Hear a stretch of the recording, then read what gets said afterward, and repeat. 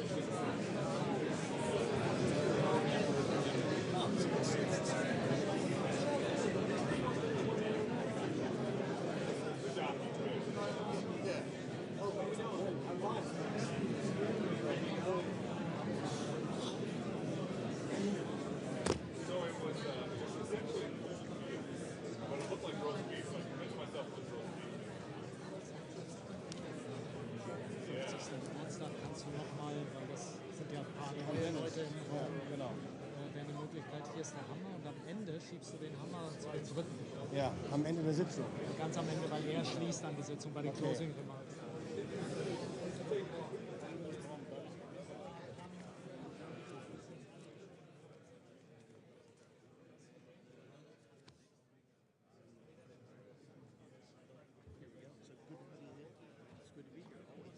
From the beginning. Never a doubt.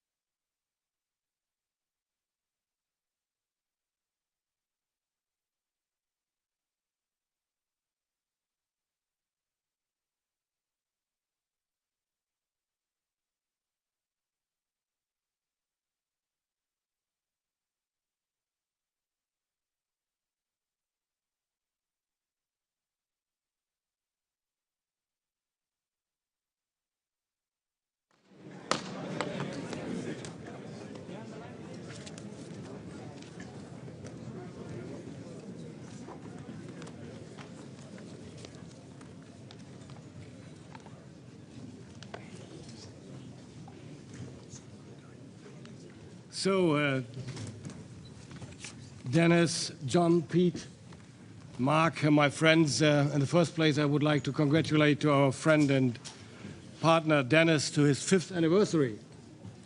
Congratulations and all the best for you and for the years to come, and for good cooperation and steady health.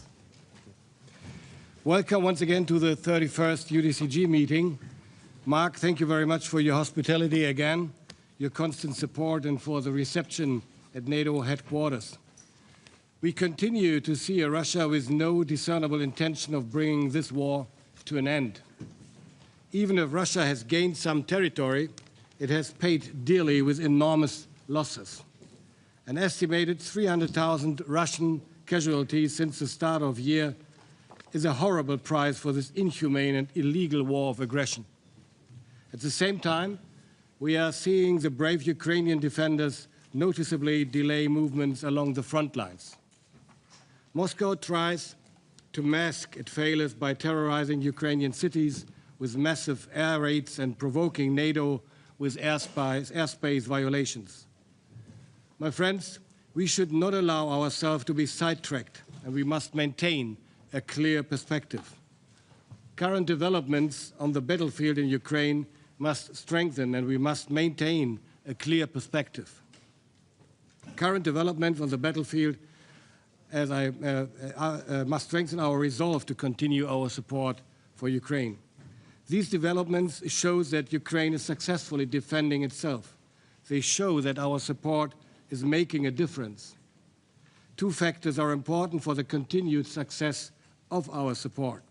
Firstly, we must continue to act in a coordinated, unified, and systematic way. Second, we must develop innovative ideas and creative approaches to meet the challenges. Dennis, my friends, you can count on Germany. We will continue and expand our support for Ukraine. With new contracts, Germany will provide additional support amounting to over 2 billion euros. This will include a PURL package to totaling $500 million US. The package addresses a number of urgent requirements of Ukraine. It provides air defense systems, Patriot interceptors, radar systems, and precision-guided artillery, rockets, and ammunition. Thanks to Pete and our teams for engaging in intense talk to get this done.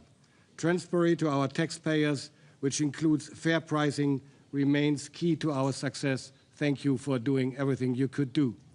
We will continue to strengthen Ukraine's air defense with new contracts on the delivery of another 2 IRIS-T air defense systems, including a large number of guided missiles as well as shoulder-fired air defense missiles. We will supply high-end anti-tank weapons, communication devices, and modern handheld weapons. We will also launch a comprehensive project to modernize weapon systems already delivered to Ukraine and to extend their service lives. This ensures that the weapon systems we supply are adapted to changing battlefield realities and can continue to be used reliably and effectively by Ukraine's armed forces. At the same time, we will continue to expand cooperation between the German and Ukrainian defense industry. We will underscore this intent by concluding a memorandum of understanding on defense industry cooperation, which will be signed by Dennis and me following this UDCG meeting.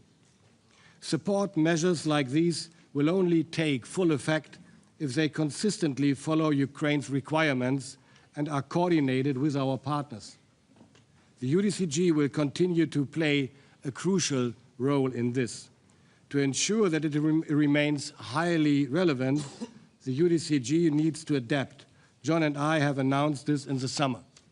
Over the past weeks, we have been working with Dennis and Mark to determine how to align the UDCG and its support architecture.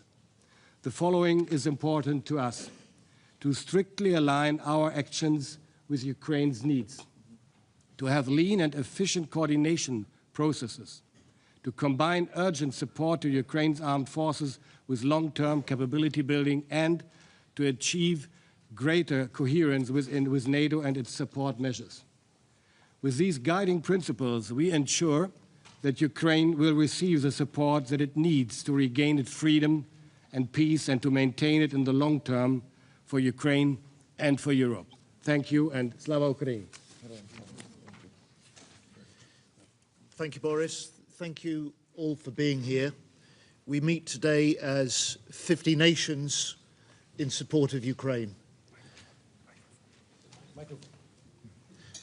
Thank you all for being here. We meet today as 50 nations committed to stand by and to support Ukraine. We meet today on what is day 1,329 of President Putin's brutal invasion of Ukraine, a war he thought he would win within a week.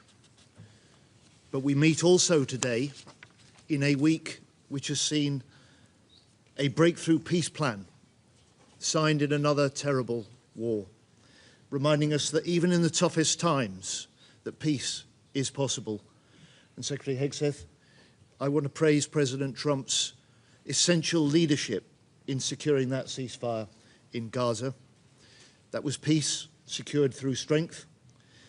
And today, as we shift our focus back to the war in Ukraine, your presence here reminds us of President Trump's commitment also to secure peace in Ukraine. But until peace comes, Ukrainians, military and civilians alike, continue to fight with huge courage. Our determination must match their defiance. Our support must match Putin's escalation. And our role as members of this UDCG is to guarantee Ukraine's strength. In the 8 months since Boris and I jointly took over the leadership of this UDCG, this group has successfully secured pledges worth over £50 billion for military aid capabilities to Ukraine. And from today, as Boris has said, we can announce that the UDCG, that Ukraine and NATO will work even more closely together to respond to the challenge that Denis issued to us. Ukraine's request to better track, better coordinate, better deliver the support the Ukrainian warfighters need. And thank you, Mark, for your support for this initiative. But as we step up further, we must all deliver faster. This year, the UK is spending the highest ever level on military aid to Ukraine.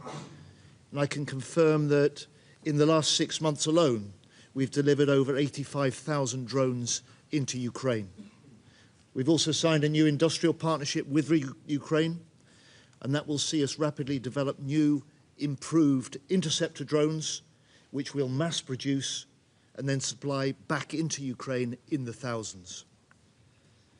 And working with allies from Europe and beyond, the UK is also looking hard at how we support Ukraine through the important new PURL mechanism.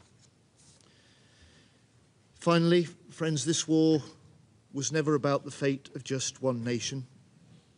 President Putin's aggression is not confined to Ukraine. Drone incursions into Poland, violations of Estonia's airspace, election interference in Moldova. A secure Europe needs a strong Ukraine, and security for all our nations starts in Ukraine. So let's today reaffirm our purpose and our priorities. Support the fight today, secure the peace tomorrow, and stand ready to step up still further. Thank you all for attending this afternoon.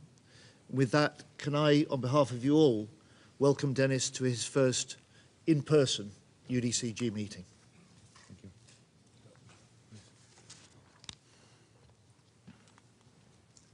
Dear Boris, dear John, dear Pete, dear Mark, distinguished colleagues, friends, I'm grateful to all of you for being here today again and for staying with Ukraine through every challenge of this long and difficult war. Thank you. This is already the 31st meeting of the Ukraine Defense Contact Group, and I thank you for such unity.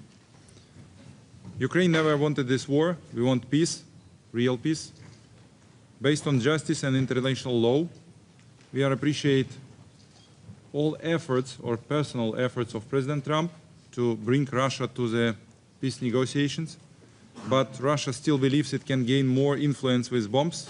Every night our cities are under attack. That's why we need truly strong global pressure in response to Russia's choice to keep the war going. This brings me to key priorities for 2025 and 2026. Let me focus on the three main pillars: PURL, Ukrainian-made drones and missiles, as well as extended-range artillery ammunition. And there is one very important issue, long-range missiles, which our partners have. The name of these missiles everyone knows, absolutely widely known. We ask about this too, to increase pressure on Russia economically and through the destroying their military infrastructure. First and foremost, the PURL initiative. Some of you are already part of it. Thank you for this. It is important that others join too. PURL for 2025 must be fully implemented. We count on your continued coordination and financing to ensure timely deliveries. Funding needs under the PURL next year will reach $12 to $20 billion. If needed, we are ready to discuss coordination of this project. The next priority is Ukrainian-made drones and missiles. We needed more FPV, ISR, and other drones to hold the front line. We continue to emphasize an urgent funding needs of $4 billion. In 2026, we will be able to build up to 10 million drones if partners commit the necessary funding. These are cost-efficient, fast, and combat-proven solutions. At the same time, our deep strike drones and missiles help us respond asymmetrically to Russian strikes. And again, I will repeat, we also need to combine our deep strike drones with deep strike missiles from our partners, and I argue about this, and we ask for this type of support. According to our data, the enemy Gaza line deficit now is up to 20% of their needs. There are significant effects from our weapons. Our third priority is to increase our strike depths directly at the front line. We need more extended range artillery rounds. We once again welcome the initiative of joint procurement of artillery ammunition, but to achieve the greatest effect on the battlefield, it should focus on supplying this type of extended range munition. As Russia's air terror continues, we also urgently need additional interceptors this winter, including air defense systems and both surface-to-air and air-launched guided missiles for NASAMS, IRIS-T, and F-16 platforms. In September alone, they launched over 5,600 strike drones and more than 180 missiles, targeting our civilian infrastructure and people. Therefore, on the eve of winter, it is very critical to provide us with necessary equipment to repel such attacks. I would also like to add a few words on our overall defense needs for 2026. We estimate them at $120 billion. Ukraine will cover half, 60 billion, from our national resources. We are asking partners to join us in covering the other half. The most effective path to meet this need is for our European and non-European partners to dedicate no less than 0.25% of their GDP to military support for Ukraine. If the $60 billion target is out of reach for Europe, for non-European partners, then the only remaining solution is a loan backed by frozen Russian assets, so it can be used to fund Ukraine's armed forces and their requirements. Why does this matter for all of us? Because together we are moving toward a new European defense architecture, and Ukraine's army today is the most experienced and capable in Europe. The technologies we are developing now, drones, interceptors, long-range strike systems, will strengthen Europe's resilience for decades. Colleagues, it would be a mistake to believe that peace is already near. The war continues every day in our strikes, and to each of you for your personal efforts, for your contributions of your nations, for our mutual unity, for strengthening of our nations in face of this aggression. Let us act together with resolve and without delay. Thank you so much. Slava Ukraini. Thank you. Pete, you have it. Thank you. Well, colleagues, Secretary General Rutte, ministers of defense, might I suggest ministers of war, from around the world, we gather at a very important moment. Over the past few months, European investment in defense for Ukraine has increased significantly. Now, of course, the United States will do our part, but Europeans must continue to take primary responsibility for the conventional defense of the continent. Now, as we have before, we're going to continue to constructively remind our allies of all of our Article 3 obligations. Article 3 of NATO states, by means of continuous and effective self-help and mutual aid, allies will maintain and develop their individual and collective capacity to resist armed attack. Today, and thanks to President Trump's efforts since the first term, we are seeing in real time allies taking this obligation seriously, including in Ukraine. A key mechanism to forge peace in Ukraine, as has been mentioned, is NATO's Priority Ukraine Requirements List, or PURL, funding initiative. For those watching and not familiar, PURL is how we supply weapons to Ukraine. Basically, Europe pays, the U.S. provides NATO fields. The best equipment in the world from the United States to Ukraine, paid for by European allies.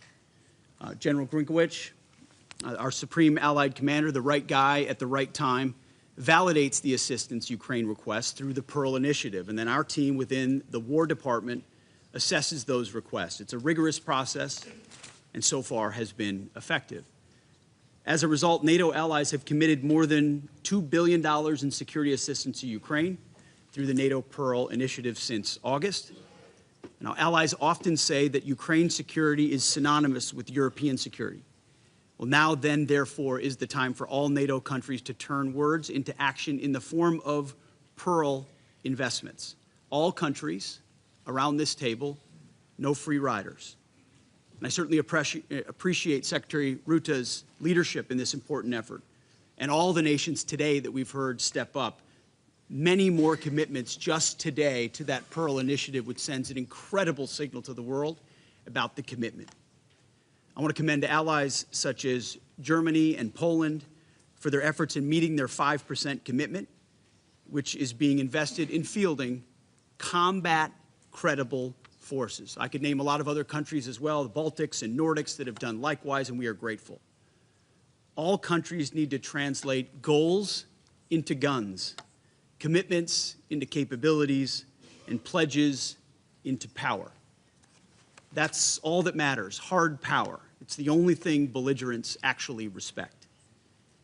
Your continued investment and leadership are vital to helping Ukraine defend itself and to bring an end to this conflict. Peace through strength.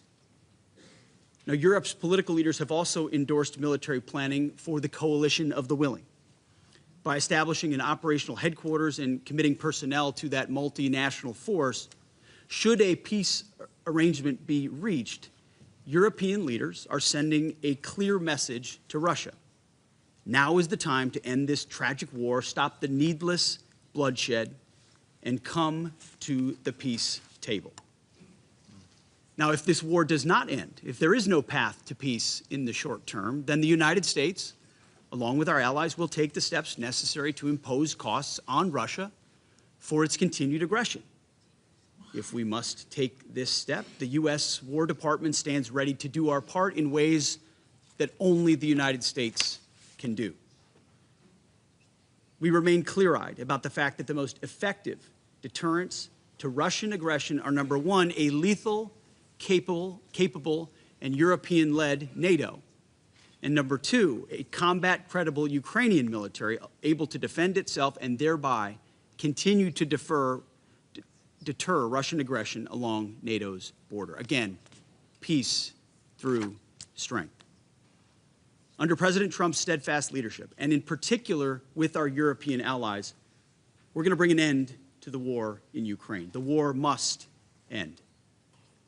Like we saw him do in Gaza and in the Middle East, President Trump knows how to forge peace, to create opportunities in situations, in scenarios where peace seems far off. He and he alone has the ability to do that. This is not a war that started on President Trump's watch, but it will end on his watch. So let us seize this moment, strongly forge peace in Ukraine, and let's bring peace through strength. Thank you very much. Yes, thank you, dear Secretary of State Healy, Minister Pistorius, Secretary of War Hexet, Minister Shmyhal, dear colleagues. Welcome back to NATO headquarters here in Brussels. And John and Boris, thank you again for your leadership. Since its inception, the UDCG has been the backbone of our collective support for Ukraine. This body and the equipment it delivers to the battlefield are a clear demonstration of the international community's support for Ukraine. I've discussed with Secretary Healy and Minister Pistorius how NATO can best help the UDCG, and NATO staff will provide all necessary support.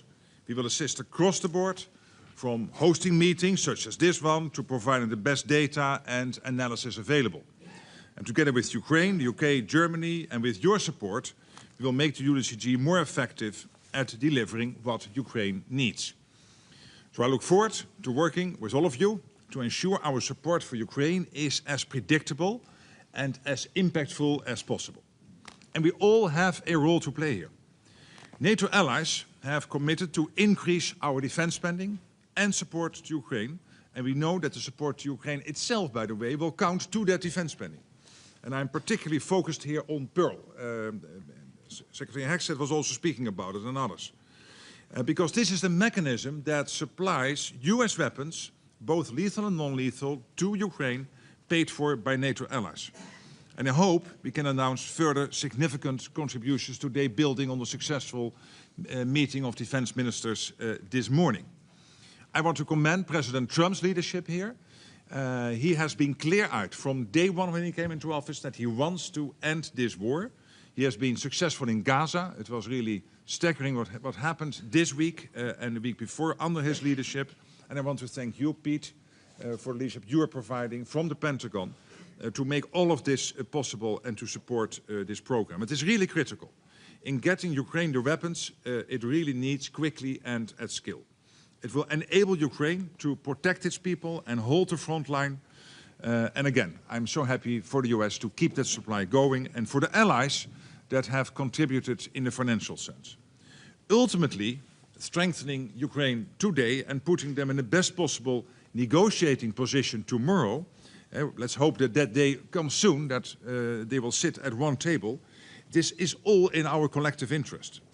And the outcome of this war will therefore impact us all, be it directly or indirectly, whether we like it or not. So please do all that you can. Thank you. Slava Ukraini.